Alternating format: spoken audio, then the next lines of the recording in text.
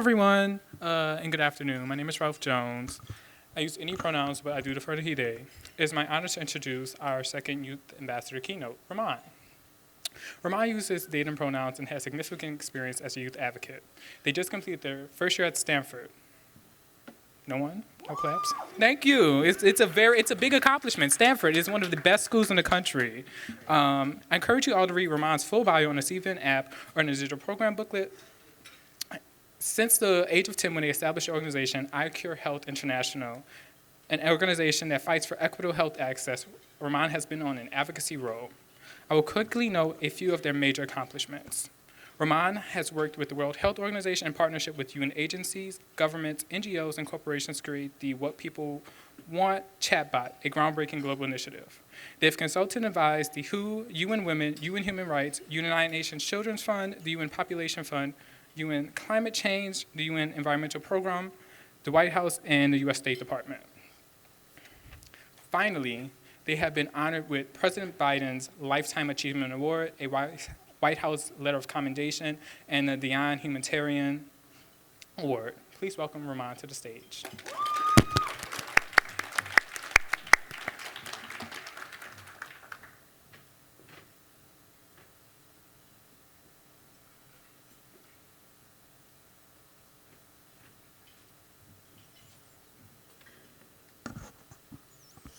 Thank you so much. I was told that I shouldn't say the word gay. I was told that it upsets religious people. I was told that my sexuality shouldn't be public. I was told that people shouldn't know that I'm queer. I was told that I need not make my sexuality my personality by a man wearing a shirt saying, "Ladies' man," nonetheless. I was told that me being called the F slur and ridiculed by my roommate was not a valid reason to move. Society has a tendency to tell us what to think, how to think, what to say, what to imagine, and what to dream.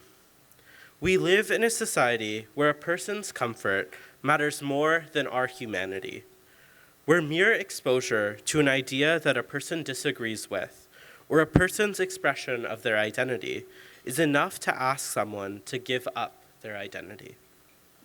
Through my time in the education system, I wish I had someone to stand up for me, or, if not for me, at least against bigotry. We live in a society where it is perfectly okay to call an action gay, where an objection to that line of speaking is a telltale sign of someone being too sensitive. I was told that my identity was a burden, that my existence was inconvenient, that my voice was not welcome. But I refused to accept that. I refused to be silenced, to be invisible, to be pushed aside because my truth makes some uncomfortable. Just as human rights are not a buffet where we pick and choose which rights apply to whom, our identities and our approaches to advancing human rights must not be siloed off from our other identities and perspectives. The fight for LGBTQ rights cannot be divorced from the fight for racial justice, for gender equality, for human rights, for accessibility, and all other forms of social justice. It must be inherently intersectional. So when we want to work to advance the well-being of LGBTQ plus people, or we want to increase the representation of LGBTQ people, we need to ensure that intersectionality is at the center of these conversations. Change happens when people come together and demand it. By you being here, you are sending a loud message to the world that we care about human rights everywhere. We must stand in solidarity with LGBTQ communities everywhere, amplifying their voices, supporting their movements, and advocating for their rights, while still recognizing that our ideas of what constitutes LGBTQ rights may be different for different people. Here in the Upper Midwest, we have such a wonderful diversity of LGBTQ people. each with their own needs depending on their circumstances. Looking at the world today, many of us, or our students, or the people that we serve, have close connections in areas of significant humanitarian concern, whether that be the Congo, Palestine, Sudan, China, Myanmar, and more. When I have family members or friends being genocided in Myanmar, or the doctors that I work with at the World Health Organization in Gaza to provide life-saving support are being bombarded with bombs, which indiscriminately murder LGBTQ people, educators, doctors, women, girls, and so much more, I have very different needs as an LGBTQ student than at other times when other parts of my identity may be more pronounced. If you take anything away from this keynote, it would simply be to listen. Listen to the needs and desires of your students and the people that you work with, and make a conscious effort not only to validate their concerns, but act on them. So let us challenge the status quo. Let us disrupt the narrative of silence and shame. And let us build a world where everyone can live authentically and freely. Together, we can create a future where no one is told that their identity is a burden, and where everyone's humanity is recognized and respected. I will leave you with a poem that I wrote.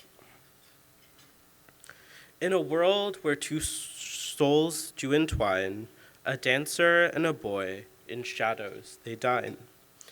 Upright they stand to their hidden tune, their dance a rebellion neath the crescent moon's silver spoon. Invisible tunes only they can hear, their movement a flurry filled with cheer. Their light around them a trembling sight, in their secret rhythm they find their might. The air itself in silent reverence stares as they carve a bubble of clandestine affairs.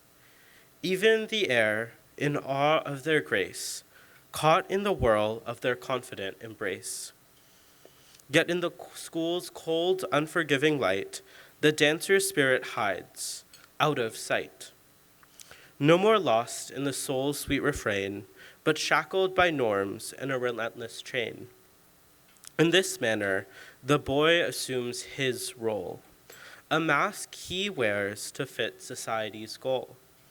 No longer lost in the music's embrace, in the world's expectations, they find their place.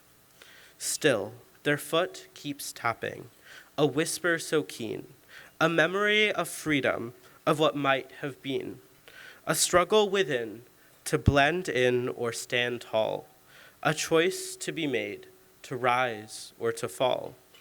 But the dance persists, the spirit won't break, a memory of truth for their own sake, a struggle within to fit in or to be free, a choice to be made, who to truly be.